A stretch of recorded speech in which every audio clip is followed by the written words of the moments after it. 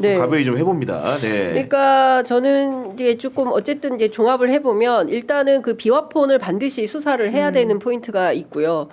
관련해서 검찰 덩어리, 그다음에 국무위원 덩어리, 그다음에 안보실을 비롯한 대통령실 덩어리 이 수사를 종합해서 해야 된다. 그 임무가 지금은 그 검찰 특수본에 박세현 고검장에게 있는 거 아닌가라는 그렇죠. 네. 생각이 좀 드는 거고 지금 당장 이미 체포되거나 구속되어 있는 사령관들을 중심으로 한 것만 간간히 이제 기사가 풀이되고 있는 건데 지금까지 수사되지 않은 영역들에 대한 보다 공세적인 수사가 필요하다라는 겁니다.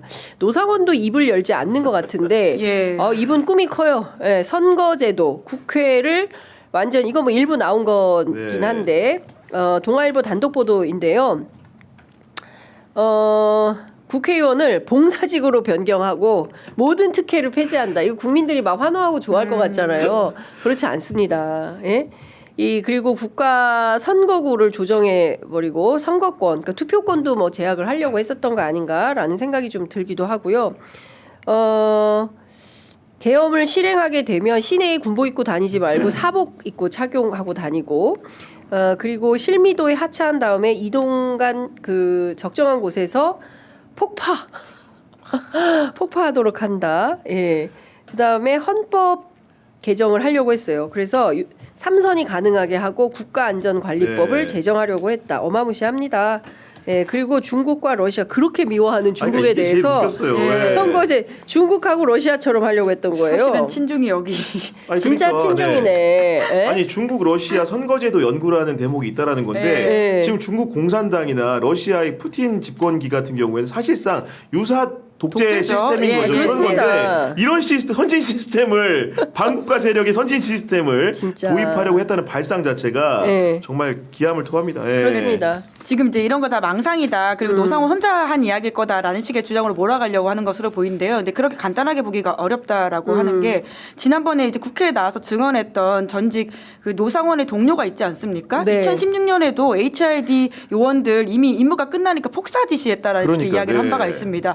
그게 같이 일했던 사람의 어떤 증언이고요. 그 여러 가지들을 정황들을 종합해 보면 노상원이라는 사람이 혼자 망상으로 이런 것들을 할 수 있다라고 보기엔 어려운 것들이 굉장히 많습니다. 특히 초창기에 그 문상호 전 사령관 진술이었나요? 그 당시에 김용현 전 장관이 내 말이 노상원 말이 곧 내 짓이다 이렇게 이야기했다는 거잖아요. 네. 이런 것만 모아 보더라도 이 부분 수사가 너무 비어 있다라고 하는 생각이 자꾸 듭니다. 그렇습니다.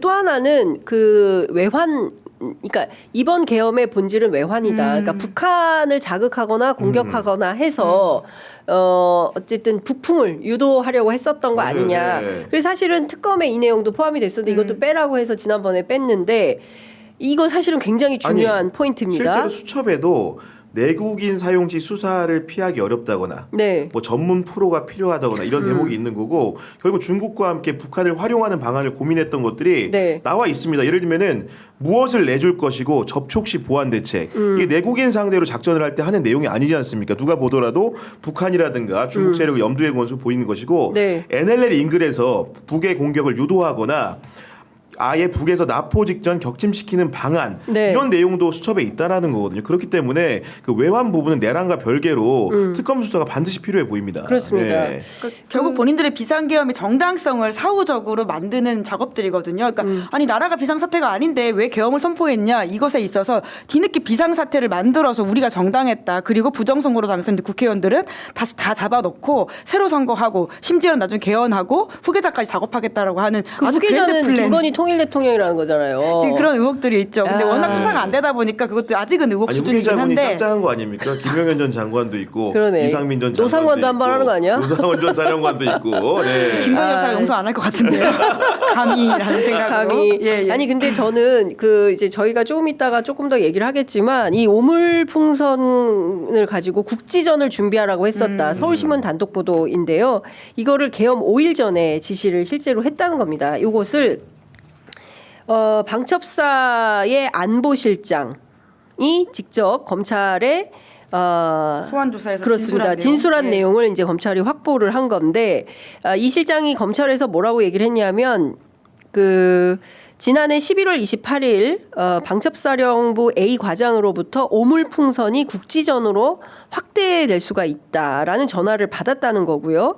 그러니까 초창기 앞서 말씀해 주신 대로 김용현 장관이 오물풍선 원점 타격 지시한 거하고 연관이 된다. 네. 이렇게 볼 수가 있는 겁니다. 그러니까 실제로 전쟁을 하려고 했었던 거예요. 예? 국민 목숨을 담보해가지고 전쟁을 일으켜서 자기 권력을 계속 유지하고 독재국가로 가려고 했었다. 이 끔찍한 상황에서 이 계엄을 막아낸 국민들이 없었다면 어휴, 생각만 해도 그리고 이게 오싹합니다. 앞서 민주당 이기현 의원이 네. 그 계엄 직후에 이제 했던 주장하고도 맞닿아 있는 것으로 보이는데 당시에 이제 그 김용현 전 장관이 이런 유사한 지시를 했다라는 것이고 거기에 대해서 김명수 합참 의장이 그러니까 이런 부분들에 대해서는 이제 어렵다라고 한 이후에 무산이 됐다는 취지의 주장을 했었거든요. 네. 결국은 이제 만약에 이제 그 아까 말씀하신 것처럼 그 방첩사에 계신 간부가 이런 진술을 했다고 한다면은 당시에 이기현 의원이 주장했던 김용현 전 장관에 관련된 부분들도 네. 철저한 조사가 필요해 보입니다. 네.